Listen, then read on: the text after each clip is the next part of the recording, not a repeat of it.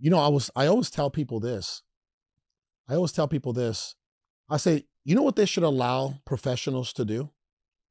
They should allow professional football players, and, you know, especially professional football players for sure, to do whatever they need to do, because professional football players, in my opinion, are modern. They're the modern day. What do you call it? Gladiators. Gladiators, right? Professional football players are the modern day gladiators. UFC. Why do you think people go watch these athletes on the basketball court or on the football field? They're the modern day gladiators. They should be allowed to maximize their potential. They should be allowed to get every single drop that they can out of themselves, right? To do what they got to do. And again, it's personal responsibility. Who are we to tell them that they can't, right? We pay to go see them already. So I just want to let you know that that's kind of where I stand on that issue. Well, I'm going to take it a step further. Yeah. Okay. Well, first of all, I completely agree with that.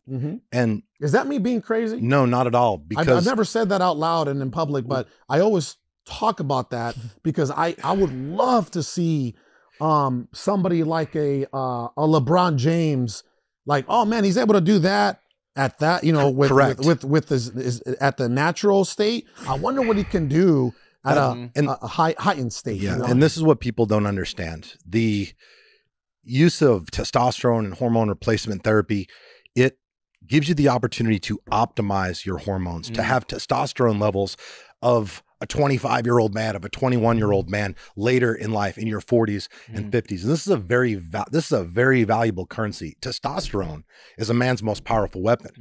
And you know, you had mentioned as long as there was a level playing field and everybody could do it, then it would be completely fine. I'll take it a step further.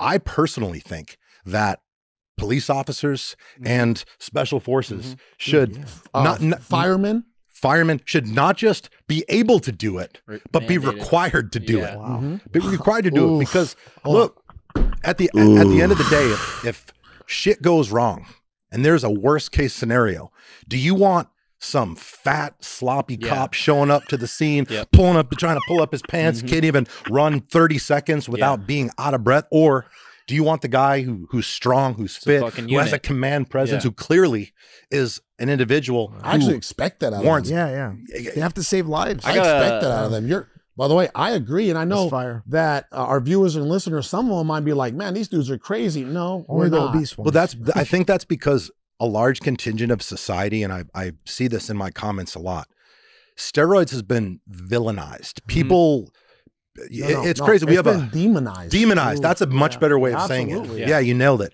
The fentanyl epidemic is killing. I don't know how many people. I don't know the stats on that, but I know fentanyl is a problem right now. I feel like steroids get more hate online than fentanyl. So it's absolutely bizarre. So and the thing is, you know, people love to give themselves an excuse to justify not being, oh, you only look like that because as if you didn't have to do the work. I see it in the comments, and you know what? I don't in your comments, and I don't care.